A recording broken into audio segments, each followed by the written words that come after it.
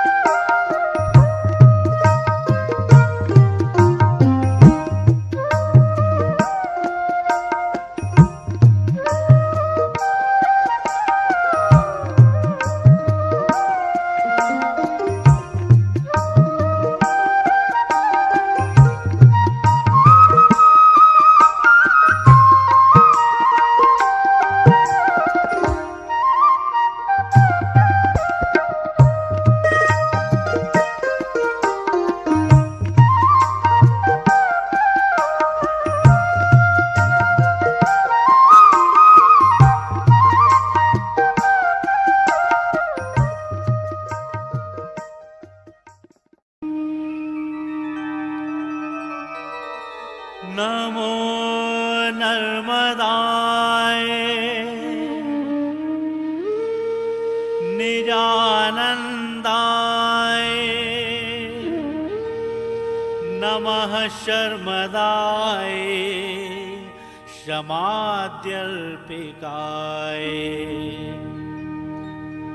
नमो वर्मदाय वराभीतिराय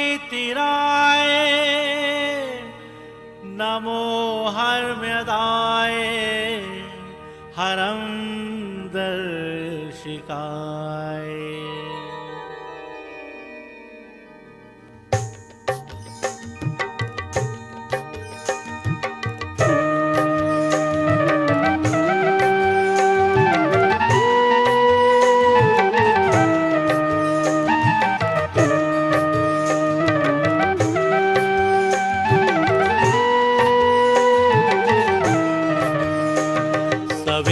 सिंधु सुस्खलत रंग भंग रंजितम विचक्षु पाप जात जात कारिवारी संयुतम कृतांत दूत काल भूत भीतिहारी वर्मदे त्वदीय पाद पंकजम नमामि देवी नर्मदे नमामि देवी नर्मदे नमामि देवी नर्मदे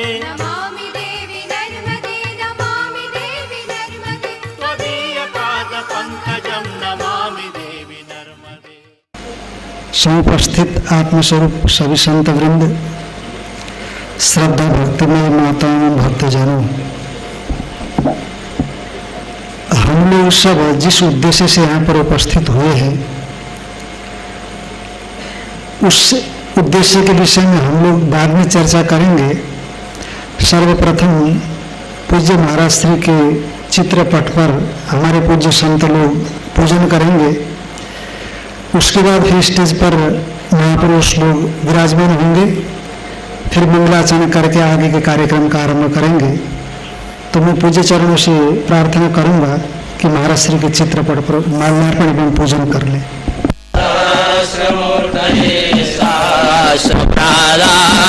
शिरोर्भावे सहस्रनाम्ने पुरुषाय शाश्वते सहस्रकोटि युगधारिणे नमः नमः कमलनाभाय नमस्ते जलशायिने नमस्ते केशवानन्त वासुदेव नमोऽस्तुते वासनात् वासुदेवस्य वासितं भुवनत्रयं सर्वभूतनिवास श्रीवासुदेव नमोऽस्तुते शङ्करं शङ्कराचार्यं केशवं बादरायणं सूत्रभाष्यकृतौ वन्दे भगवन्तो पुनः ईश्वरो गुरुरात्मेति मूर्तिभेद विभागिने व्योमवदव्याप्तदेहाय दक्षिणामूर्तये नमः ॐ शान्ति शान्ति शान्तिः हरि ओम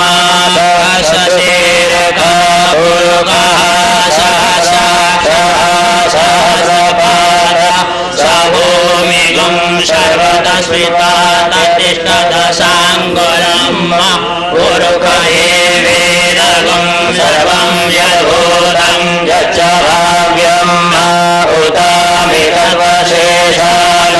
यदन्नेनातिरोहति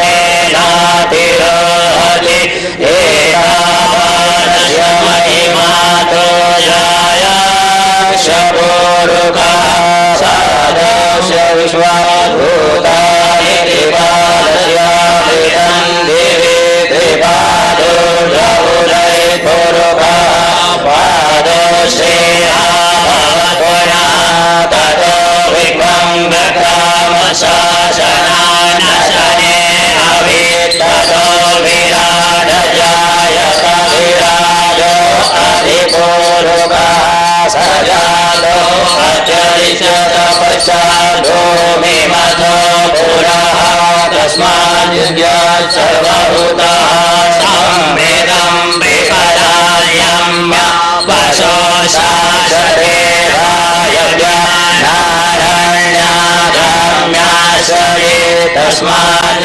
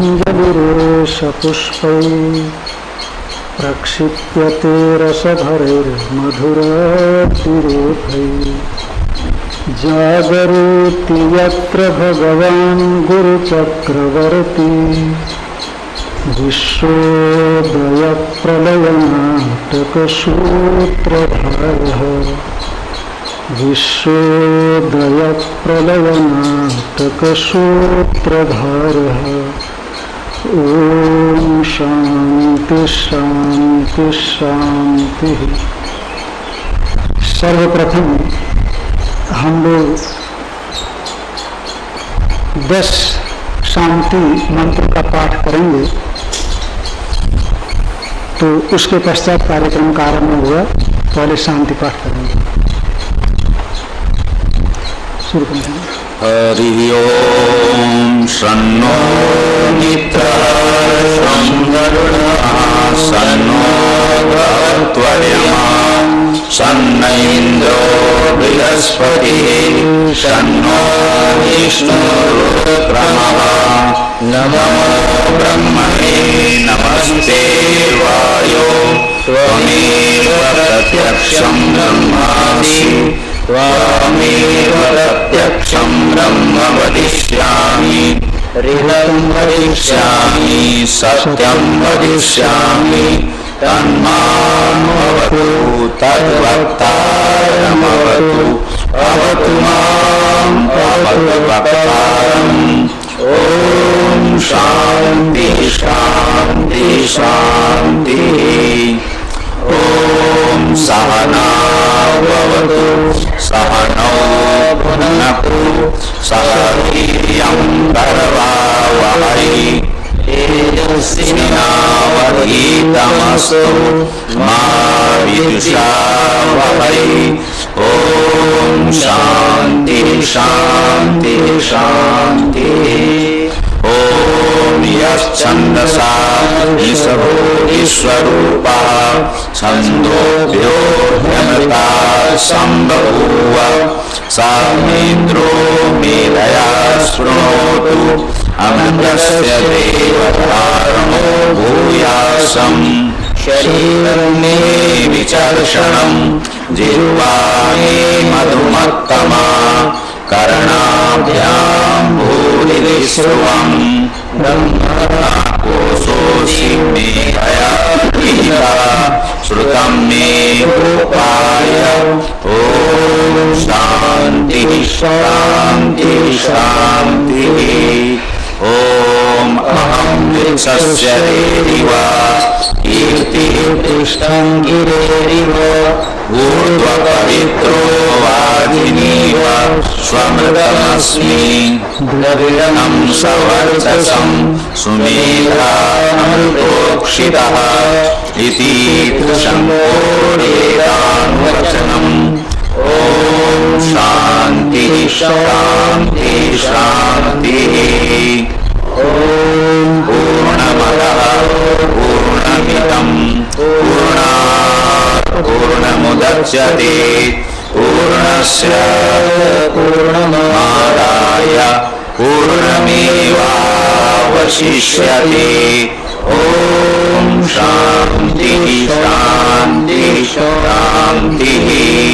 ॐ प्राप्यान्तु ममाङ्गानि वा प्राणश्चक्षुश्रोत्रमतो बलमिन्द्रियाणि च सर्वाणि सर्वं ब्रह्मोपनिषदं माहं ब्रह्म निराकुर्याम् मा ब्रह्म निराकरो निराकरणमस्त्वनिराकरणं मे अस्तु तदात्मनीयते उपनिषत्सु धर्मास्ते मयि सन्तु।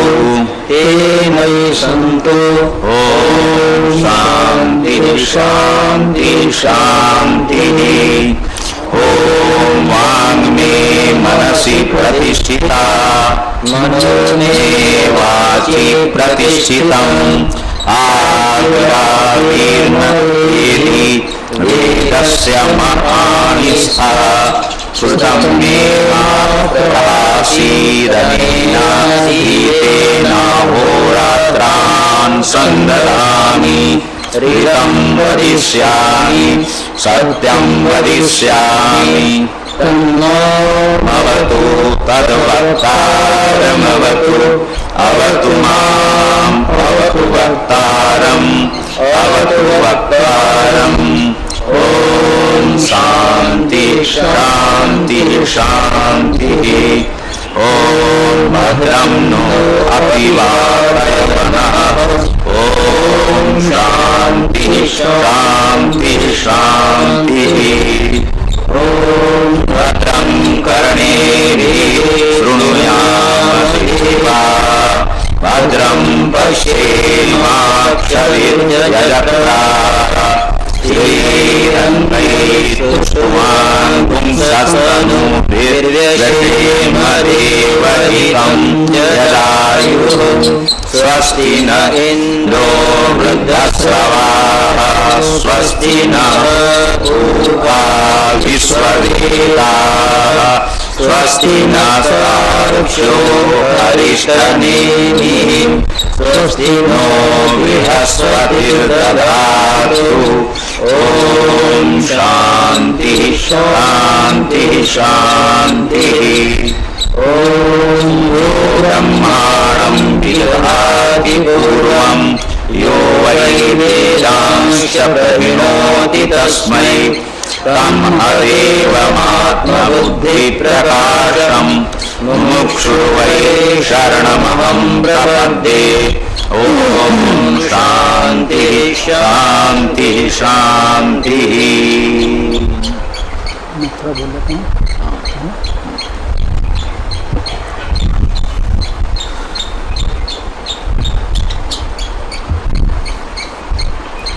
हरि ओम तत्सत, हरि ओम तत्सत, हरि ओम तत्सत।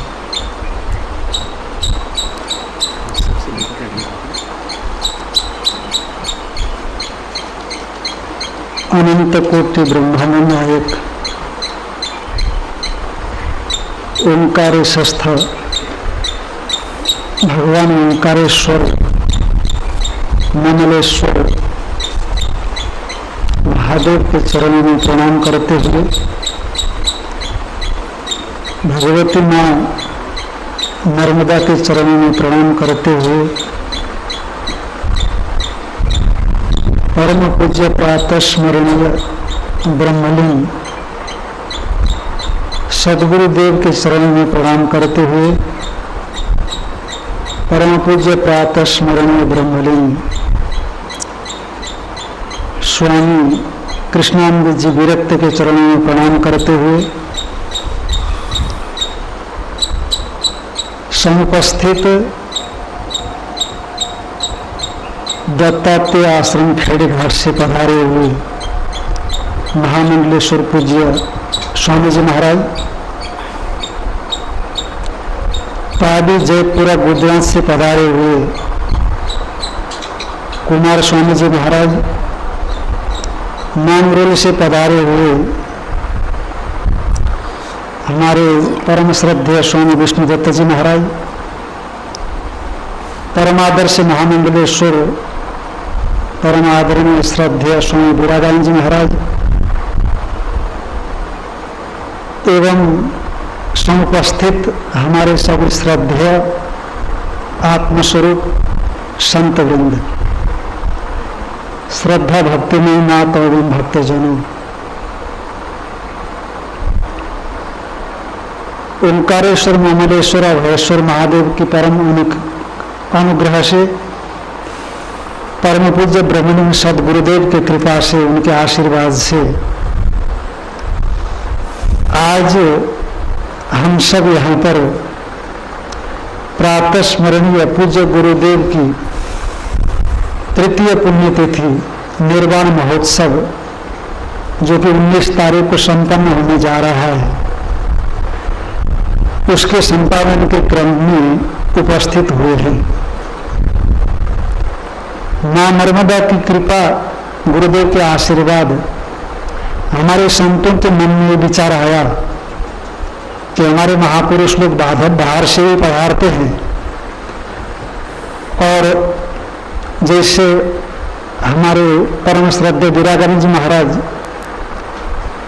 यहाँ चातुर्मास होने के तत्काल बाद जाते हैं पर महाराज श्री की पुण्यतिथि के लिए और प्रतीक्षा करते हैं, तो ये विचार हुआ क्यों ना महाराज श्री की पुण्यतिथि एक दिन की बजाय हम लोग 3 दिन ना मना लें। तो इसी क्रम में सभी से चर्चा हुई तो सभी का एक मत बना कि महाराज श्री की पुण्यतिथि त्रिदिवसीय मनाई जाए। तो इसी क्रम में आप सब यहाँ पर उपस्थित हुए हैं, आप सबके पास करीब करीब कार्ड पहुंच गए हैं। तो उस त्रिदिवसीय निर्वाण महोत्सव के पहले दिन निष्काम कर्मयोग का रहस्य और दूसरे दिन ज्ञान योग और उसके साधन, ये 2 दिन इन दोनों विषयों पर विचार होना है।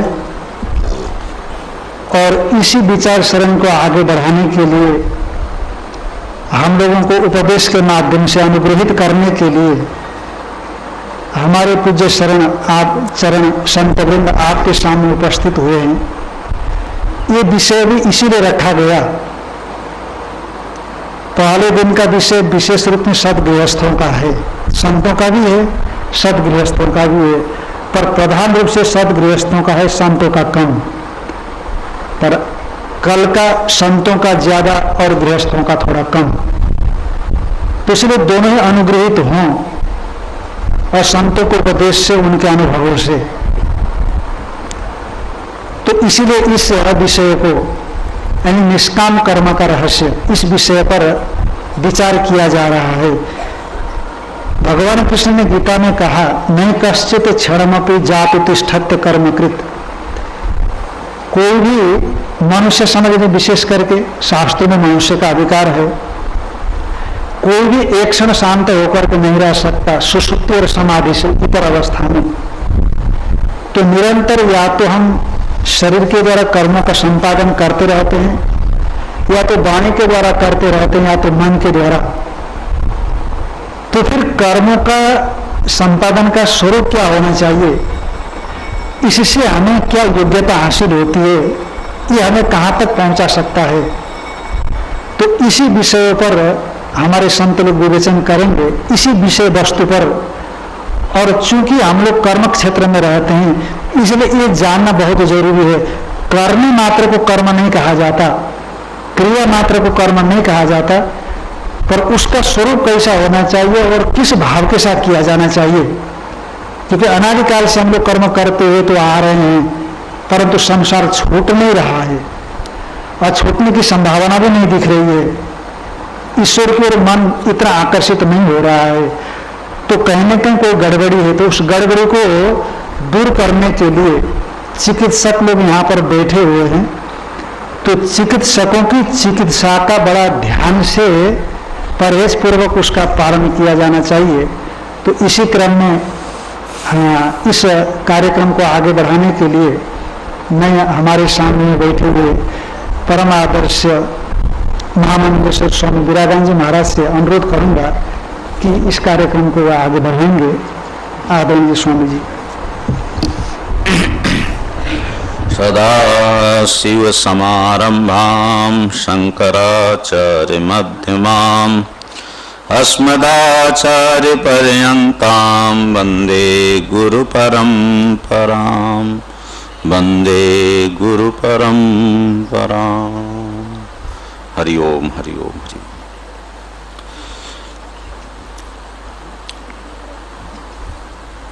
पावन मां नर्मदा के तट पर समवस्थित ओंकारेश्वर में मार्कंडेय संन्यास आश्रम के संस्थापक, संरक्षक, पूज्य, धन्य नाम प्रातस्मरणीय स्वामी जी की यह तृतीय निर्वाण महोत्सव पुण्य तिथि है। तो ये तृतीय पुण्य तिथि जो है त्रिदिवसीय है।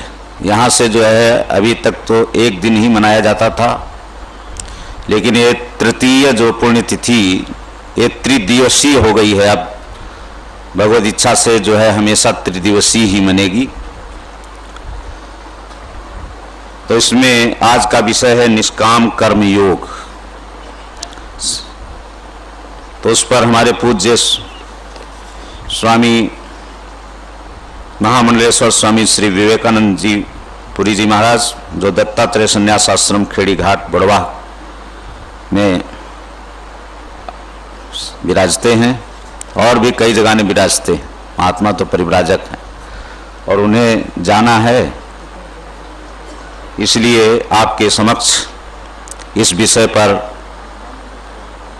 अपने भाव प्रदर्शित करेंगे पूज्य स्वामी जी महाराज।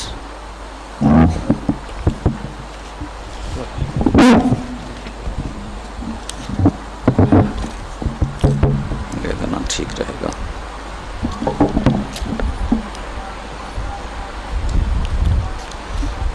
ओम विश्वानि देव सवितरधुरितानि पराशुभ यद्भद्रं तन्नोऽशुभ। ओम शांति शांति शांति।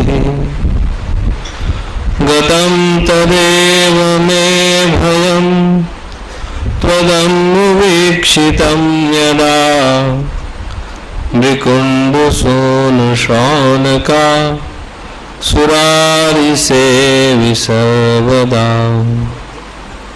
पुनर्भवाब्धिजन्मजं भवाब्धिदुःखवर्मदे त्वदीयपादपङ्कजं नमामि मातु नर्मदे।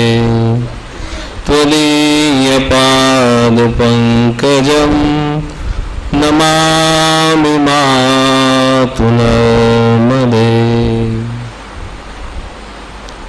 अनंत कोटि ब्रह्मांड नायक भूत भावन भावेश ओमकारेश्वर ममलेश्वर के चरणों में अनंत कोटि प्रणिपात समर्पित करते हुए सच्चिदानंद स्वरूप हम सबने जिनको हमेशा सद्गुरु के रूप में देखा,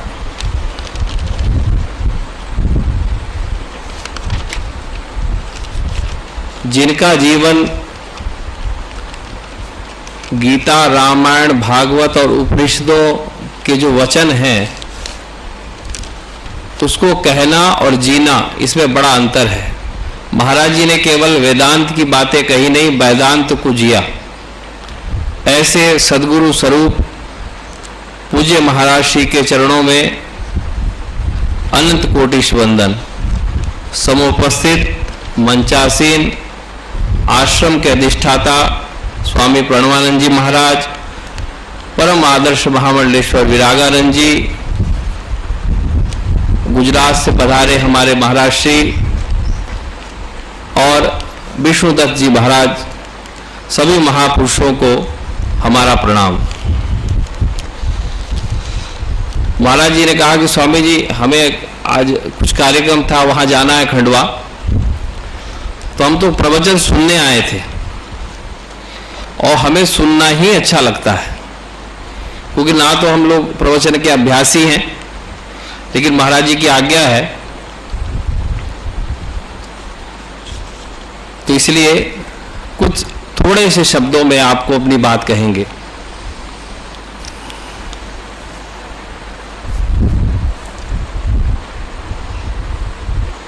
एक महात्मा थे, वो एक बाजार में गए। सत्संग की पहले कीमत समझना चाहिए। वो गए बाजार में तो देखा वहां पे बहुत सारी मूर्तियां बिक रही हैं और उन मूर्तियों को देख के उस संत के मन में आया, ये सब मूर्ति एक जैसी दिखती हैं, इनमें से कौन सी ली जाए। उन्होंने दुकानदार के पास पूछा कि भैया ये बताओ, ये जो 3 मूर्ति रखी हैं भगवान कृष्ण की, ये तीनों मूर्ति में क्या अंतर है। ये तीनों का रंग रूप है एक जैसा है, तीनों की बनावट ऐसी है, कदकाठी एक जैसी है। कहने लगे महाराज जी ये देखिए जो पहली मूर्ति है इसकी कीमत 1 रुपये है और ये जो दूसरी मूर्ति है इसकी कीमत 1000 रुपये है और ये जो तीसरी मूर्ति है ना इसकी तो कीमत मैं नहीं बता सकता, जो आप न्यौछावर दे दोगे वो कीमत। उन्होंने कहा अच्छा भाई इनमें क्या अंतर है। उसने एक छोटा सा तार लिया, पहली मूर्ति के कान में डाला, वो दूसरे कान से निकल गया। कहने लगे इसकी कीमत महाराज जी 1 रुपया। दूसरी मूर्ति के कान में तार डाला लेकिन मुख से निकल गया। कहने लगे इसकी कीमत है 1000 रुपये। और तीसरी मूर्ति के कान में जब तार डाला तो हृदय में उतर गया, कहने लगे इसकी कोई कीमत नहीं है। तो श्रवण जो आप करते हैं, इस कान से सुना और इस कान से निकाल दिया तो एक ही रुपए का है, खाली नहीं जाएगा। सुना और बहुत सारा बोलने में आ गया, कभी उसको मनन नहीं करा, निधिध्यासन नहीं किया, उस पर कोई चिंतन नहीं किया अपने उद्देश्य के लिए। महाराज जी, हम लोग जब कभी महाराज जी के पास जाते थे तो महाराज जी कहते थे, भैया कैसा भजन में मन लग रहा है, तुम्हारा मन ठीक है, स्वरूप अनुसंधान कर रहे हो। ये बातें बहुत साधारण नहीं थी। और तीसरी मूर्ति कौन सी कि वो काल में डाला, हृदय में निकल गया। ऐसे ही सत्संग की एक बात भी अगर हमारे हृदय में रह गई तो हमारे जीवन का उद्धार कर सकती है। प्रहलाद जी महाराज जब भगवान के सामने प्रकट हुए तो प्रकट होने के बाद भगवान ने कहा, प्रहलाद से कहा कि प्रहलाद कोई वरदान मांगो। प्रहलाद ने कहा कि भगवान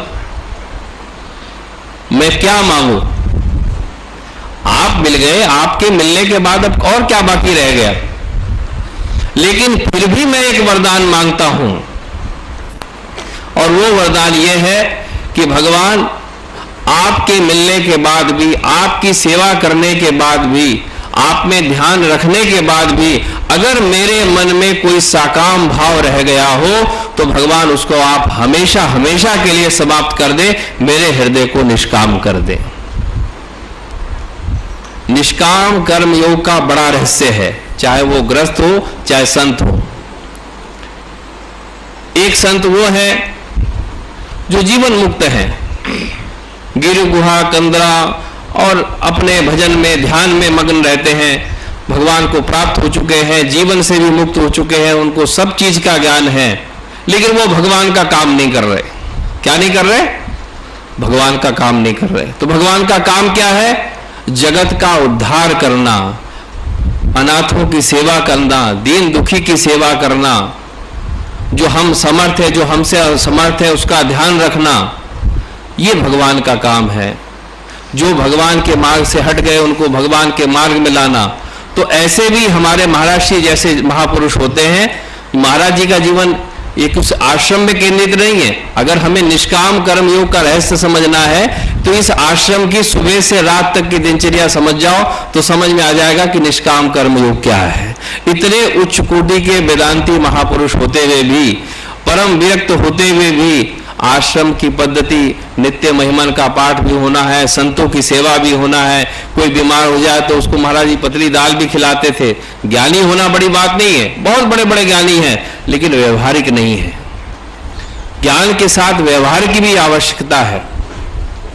तो ऐसे महापुरुष, वही व्यक्ति निष्काम बन सकता है जिसके जीवन में दूसरे के उद्धार की कल्पना है, जिसके मन में दूसरों के उद्धार का संकल्प है कि कैसे दूसरों का उद्धार होगा। अपने बारे में तो सब सोचते हैं और अपना जीवन तो प्रारब्ध से चलता ही है। प्रारब्धम बलवत्रताम, जो प्रारब्ध है वो सबको मिलता ही रहता है। जो धन चाहिए, पुत्र चाहिए, स्त्री चाहिए, संसार के सुख साधन चाहिए, जैसा प्रारब्ध में वैसा मिलता है। लेकिन परमार्थ के लिए अगर हमारे जीवन में कोई कर्म है तो क्या, जब दूसरे के उद्धार की हम कल्पना करते हैं, हमारा ही एक धर्म है। अभी हम एक यात्रा में थे, एक बहुत बड़ी IAS अधिकारी थी, रास्ते में उन्होंने ट्रेन में पूछा, महाराज जी भारतीय हिंदू धर्म का सिद्धांत क्या है? क्या सिद्धांत है हिंदू धर्म का? आप कहीं जाएं, आपसे कोई पूछे तो हमारे यहाँ एक ही हिंदू धर्म का सिद्धांत है, हम वासुदेव कुटुंबकम और सर्वे भवन्तु सुखना की कल्पना करते हैं। ये कल्पना किसी दर्शन और शास्त्र में, किसी धर्म में नहीं है। सब जगह का मेरा भला हो, मेरा भला हो, और हम कहते हैं सबका भला हो, सबका कल्याण हो। तो ज़्यादा अपनी बहुत बड़े बड़े महापुरुष बैठे हैं, उनके मुख से भी हम लोगों को उनके वचन सुनना है। और अभी 3 दिन का दिवस है, उसमें कल भी परसों आपको जो भी विषय रहेगा उस पर सत्संग सुनाएंगे। और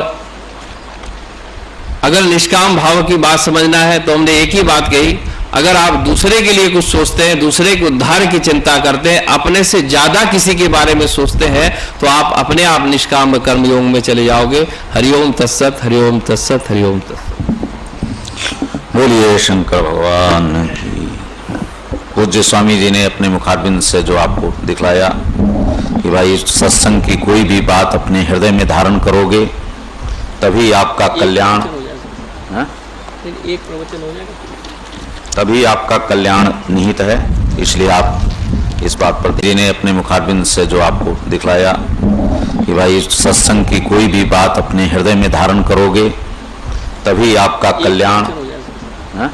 एक प्रवचन हो जाएगा, तभी आपका कल्याण निहित है। इसलिए आप इस बात पर ध्यान देंगे। इसके उपरांत हमारे मार्कंडेय संन्यास आश्रम में विराजमान सेवापरायण ब्रह्मचारी किशोर चैतन्य जी आपके समक्ष निष्काम कर्म योग के विषय में बतलाएंगे।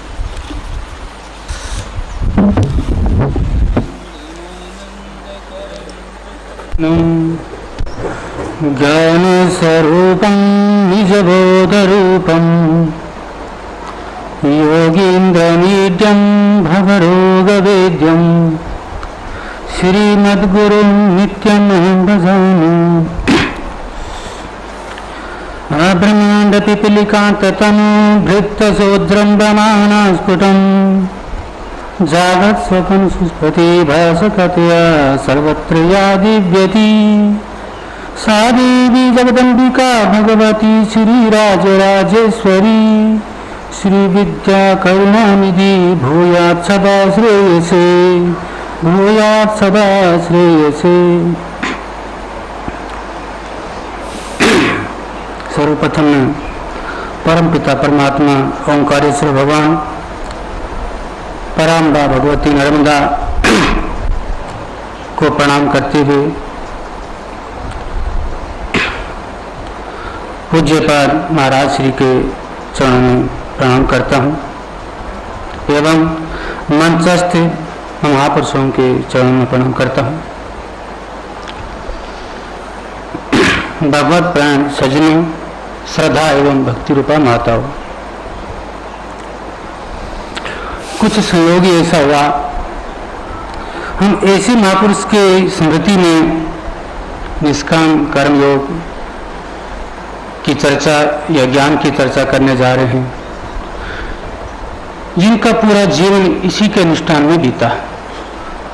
महाराज श्री कैसे महापुरुष थे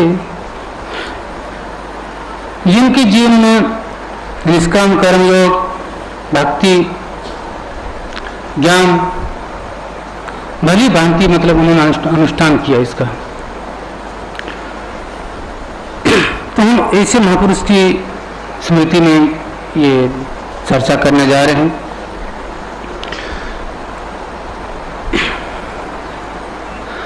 निष्काम कर्म को योग क्या है उसके बारे में अपनी चर्चा करने से पहले थोड़ा सा कर लिया जाए।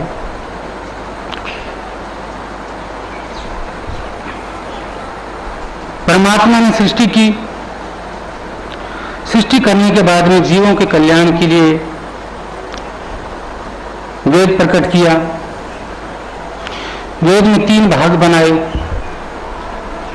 कर्मयोग बनाया, कर्म बनाया, उपासना बनाई और ज्ञान कांड बनाया। ये 3 ही कांड क्यों हुए? देखा जीवों की 3 प्रकार की मृत्यु से जीव ग्रस्त है। सबसे पहली मृत्यु है पशु कर्म पशु ज्ञान। ये पशु कर्म पशु ज्ञान क्या है? ये मृत्यु है ऐसे लोग हैं जो बस खाने पीने में लगे हुए, आगे क्या करना है, क्या हमारा लक्ष्य है, शास्त्र क्या कहता है, इससे कोई मतलब नहीं। बस खाओ पियो, शरीर का पालन पोषण करो, नींद आए सो जाओ, सृष्टि कर लो, इसके अलावा उनको आगे कुछ भी नहीं सोचना। इसको कहते हैं पशु ज्ञान पशु क्रम। इसको पहली मृत्यु कहा है। कई बार व्यक्ति शास्त्रीय कर्म करता है, जैसा शास्त्र कहता है वैसा ही कर्म करता है, परंतु संसार संबंधी उसकी इच्छाएं रहती है। इदम में स्यात् उदम में स्यात् सोचता रहता है, ये भी मुझे मिल जाए, ये भी मुझे मिल जाए। वो भगवान का भजन भी करता है, अच्छे कर्म भी करता है, यज्ञ आदि भी करता है, पर संसार की वस्तु ही चाहता है। तो ये दूसरी मृत्यु है, उसको कहते हैं काम, सांसारिक वासना, कामना। ये दूसरी मृत्यु है जीव की। कई बार व्यक्ति ये भी नहीं चाहता है, लगा हुआ है, कर्तव्य परायण होकर कर्म कर रहा है, परंतु अभी ज्ञान नहीं हुआ है, परमात्मा का दर्शन नहीं हुआ है, तो इसको कहते हैं अज्ञान। ये तीसरी मृत्यु है। अज्ञान की निवृत्ति के लिए, तीसरी मृत्यु की निवृत्ति के लिए परमात्मा ने ज्ञान कांड का प्रकट किया। दूसरी मृत्यु जो संसारिक कामना है उसके लिए परमात्मा ने उपासना कांड प्रकट किया। और ये जो पशु कर्म और पशु ज्ञान वाला जो तीसरी मृत्यु है उसके लिए परमात्मा ने कर्म कांड का किया।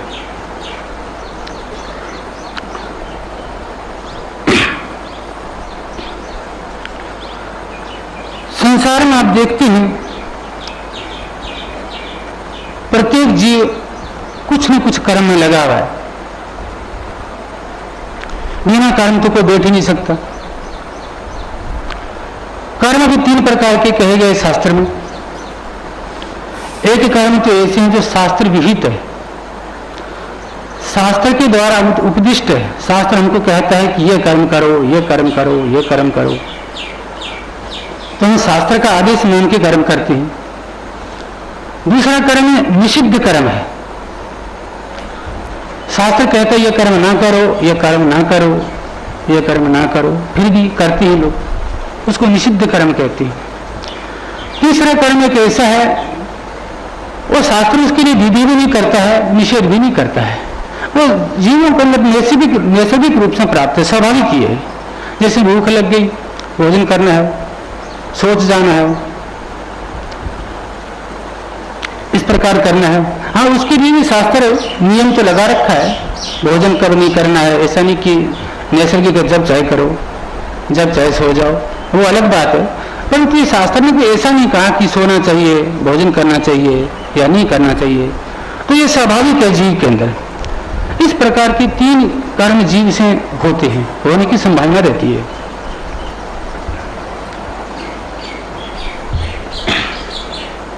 निषिद्ध कर्म वालों के लिए तो कोई चर्चा ही नहीं है यहाँ पर, उनके लिए तो निष्काम कर्म की कोई बात ही नहीं है। निषिद्ध कर्म को तो हम कैसे कहेंगे कि निष्काम किया जाए, वो तो निष्काम हो ही नहीं सकता, तो उनके लिए तो कोई चर्चा ही नहीं है। दूसरा जो नैसर्गिक रूप से प्राप्त है उसके लिए भी क्या कहा जाए, कहे निष्काम रूप से सोया करो, निष्काम रूप से भोजन किया करो, तो उसके लिए भी कोई कहने की आवश्यकता नहीं है, वो तो हो ही रहा है, चाहे काम से हो चाहे निष्काम रूप से हो। तीसरा कर्म जो बताया था कि शास्त्र विहित, शास्त्र उपदिष्ट सत्कर्म, शास्त्र ने हमको कहा है आप करिए, वो भी 2 प्रकार से व्यक्ति करता है, कर सकता है।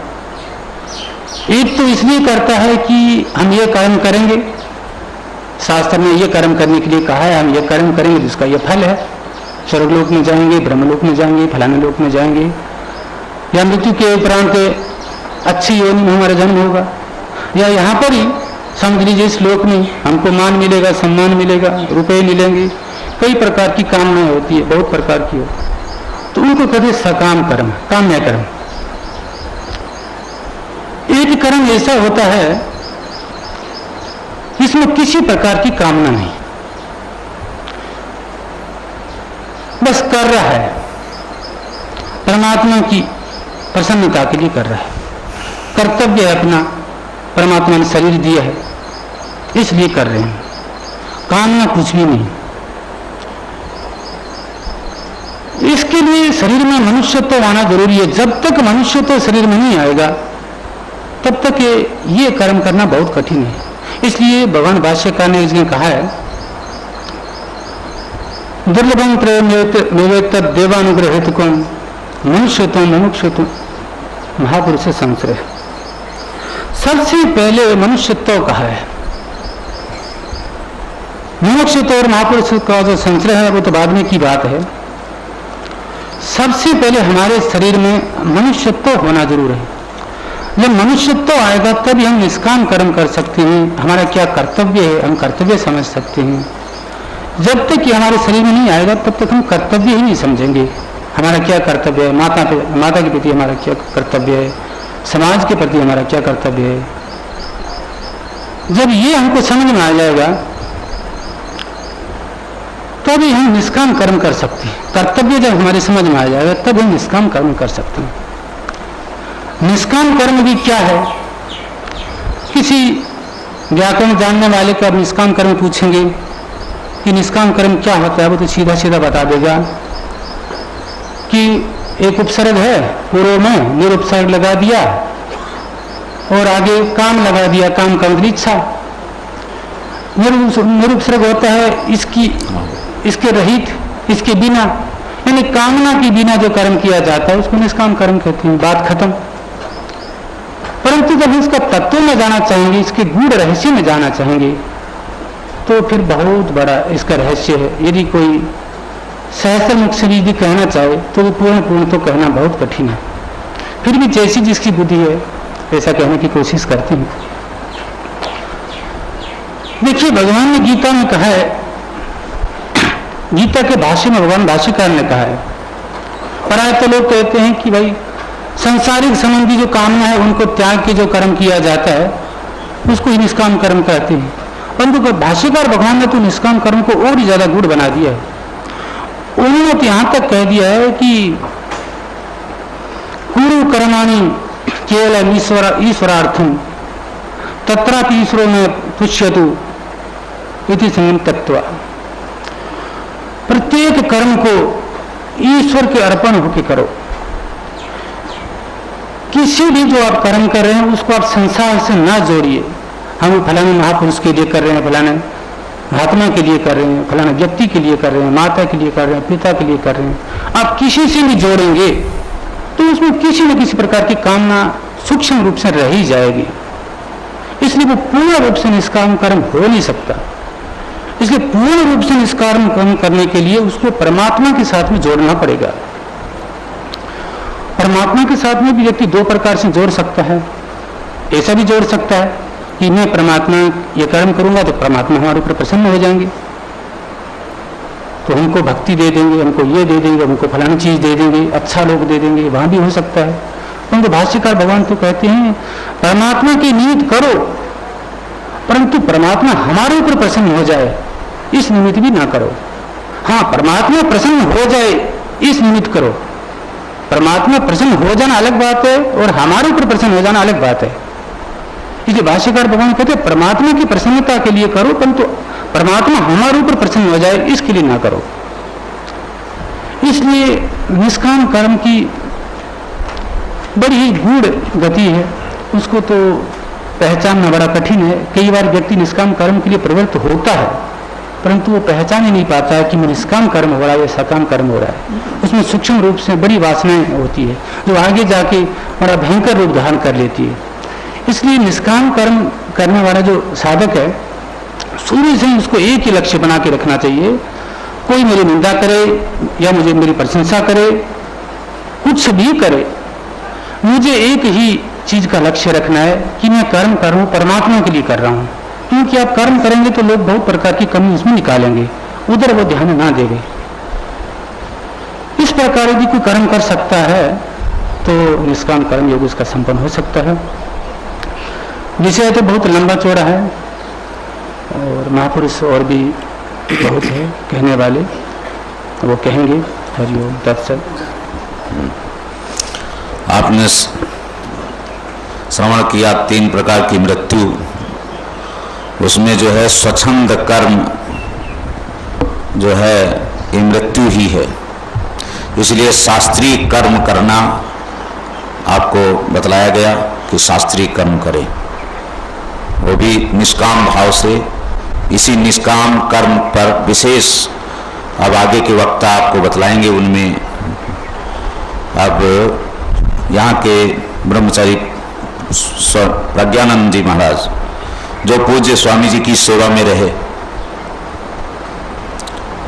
और उनसे सीखा, और वो आपके आगे निष्काम कर्मयोग के विषय में अपने भाव व्यक्त करेंगे।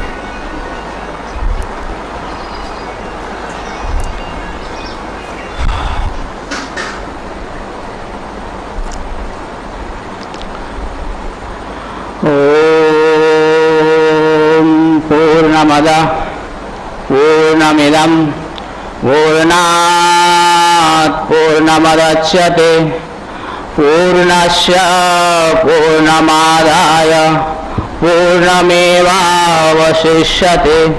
ओम शांति शांति शांति।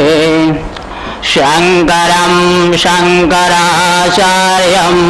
केशवं बादरायणं श्रोत्रभाष्यकृतौ वन्दे भगवन्तौ पुनः पुनः। ईश्वरो गुणात्मेति मूर्तिभेदविभागिने। ओम शांति शांति शांति।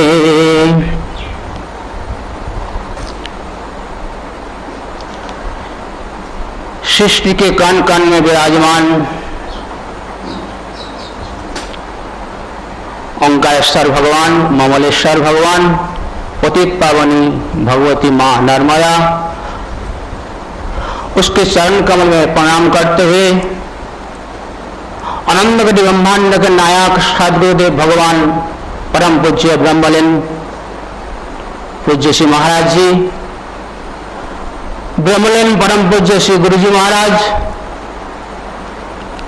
मंचासीन सभी महापुरुषों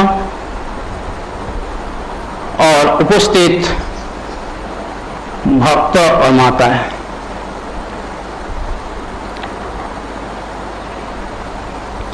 बड़ा पुनीत पावन अवसर है। ऐसा एक महापुरुष का स्मृति में ये त्रिदिवसीय निर्वाण महोत्सव आयोजन रखा गया है।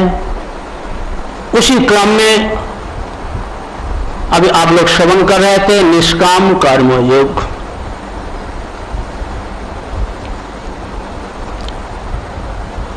कर्म क्या है?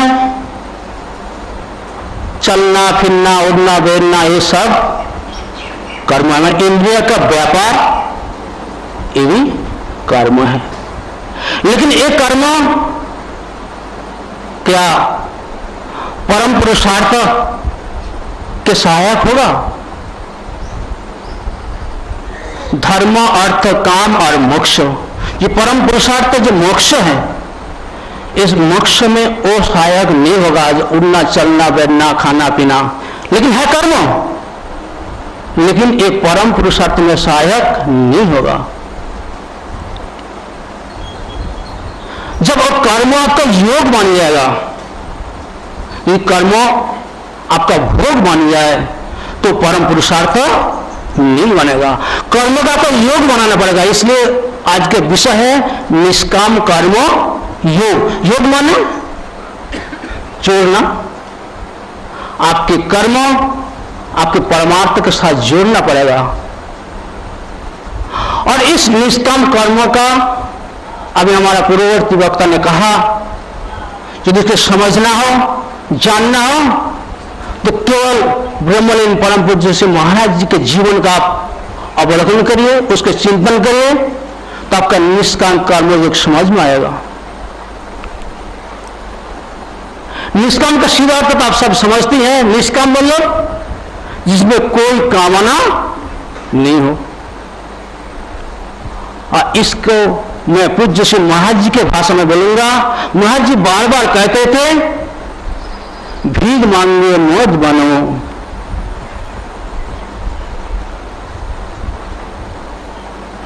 महाराज जी कहते तो प्राय कहते थे आप लोगों से, हम लोगों से कहते थे कि भीख मांगे मौत बनो। भीख मांगे मतलब मुझे यह चाहिए, मुझे वहां चाहिए। जैसे एक लोटा पानी हम महाराज के चढ़ाए कि नहीं चढ़ाए, एक फूल बेलपत्र महादेव के नहीं चढ़ाए, और सब मांगते हैं मुझे ये मिल जाए, मुझे ये मिल जाए, मेरा ये हो जाए, ये हो जाए। इसका नाम है भीख मांगी। भीख मांगा के निष्काम कर्मयोग नहीं हो सकते, हो तो सकाम कर्म होगा। दो कर्मों का विवेचन किया गया, एक सकाम और एक निष्काम। और यदि आप भीमंगा बने तो आपके निष्काम कर्मयोग नहीं हो सकते, वो तो आपका सकम होगा। उस सकम के माध्यम से आपका संसार प्राप्त हो सकते, लेकिन परमात्मा प्राप्ति नहीं हो सकते। अर्थात कर्म का योग आपका नहीं बनेगा। वो कर्म आपका क्या बन जाएगा? भोग बन जाएगा। आपको भोगी बनना है कि योगी बनना है? यदि आपका योगी बनना है तो आपका निष्काम कर्म करना पड़ेगा, और यदि आपका भोगी बनना है तो सकम कर्म करना है। क्योंकि कर्म आपको करना ही है, कर्म किए बिना कहीं रह नहीं सकते, सतत कर्म चलता ही है। और भगवान भी गीता में कहते हैं कर्मण्यवाधिकारस्ते मां फलेषु कदाचन। मनुष्य होने के नाते हमारा कर्तव्य है भगवान का आदर करना, भगवान की पूजा करना। ये आपके अधिकार है, ये जन्म सिद्ध अधिकार है। इसलिए भगवान कहते हैं कर्म में आपका अधिकार है, लेकिन कर्म का फल में आपका अधिकार नहीं है। लेकिन कर्म आप करेंगे, चाहे निष्काम हो चाहे सकम हो। आप सोचते हैं हम सकम कर्म करते तो फल मिलेगा, निष्काम कर्म करने से हमका फल नहीं मिलेगा, ऐसा नहीं है।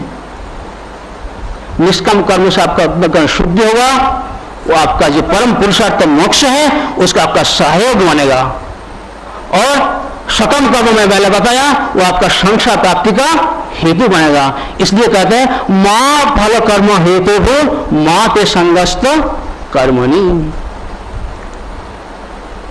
फिर यह प्रश्न ये हो सकते हैं जब परम पुरुषार्थ के साधन ज्ञान है तो हम कर्म क्यों करें?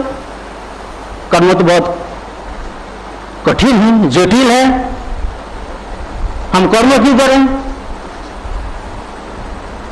हम ज्ञान की विचार करें?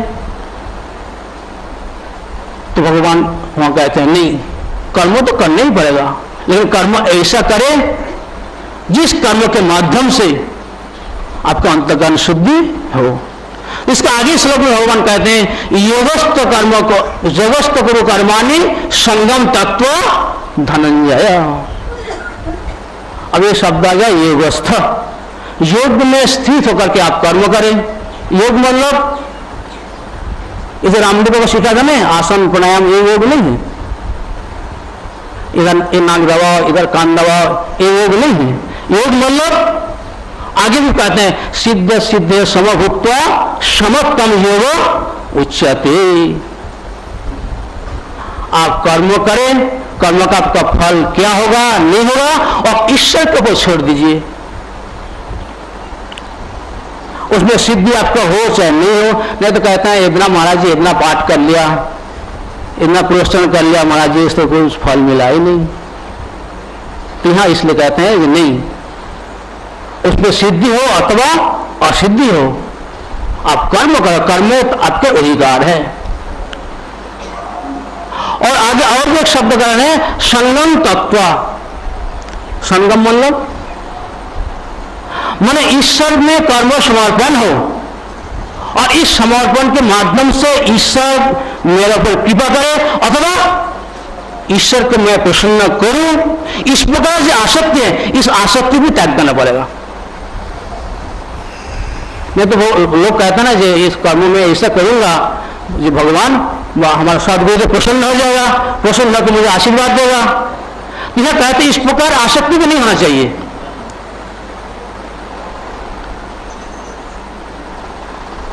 इस प्रकार आसक्ति भी त्याग करके आपको कर्म करना पड़ेगा। इसी के नाम निष्काम कर्मयोग। और इस प्रकार जब निष्काम कर्मयोग आप करेंगे उसके माध्यम से आपका अंततः शुद्धि होगा। कर्म का फल तो बैठ तो जाएगा ही नहीं। लोग डरते हैं निष्काम कर्म करें, हमें क्या इसको क्या मतलब है? जिसमें कोई कामना ही नहीं, वासना नहीं, इच्छा नहीं है, ऐसे कर्म करने से क्या मतलब है? ऐसा नहीं, कर्म का फल तो अमुक है, अनंत है। उस कर्म के माध्यम से आपको अंततः शुद्धि होगी, जो मानव मात्र के मन में मानव मात्र अंतःकरण में ऐसा होना चाहिए जो मैं कर्म करूं, वो भी कर्म कैसे करूं? निष्काम कर्म करूं, कुछ कामना ना रखे, कोई इच्छा ना रखे, कुछ आशा ना रखे। जब इस प्रकार हम कर्म करेंगे उस कर्मों के माध्यम से आपका अंतःकरण शुद्ध होगा, और अंतःकरण शुद्ध जब होगा तब आप भगवान के साथ आपका संबंध होगा। इसी के नाम है निष्काम कर्म योग। बोलिए सच्चिदानंद भगवान की।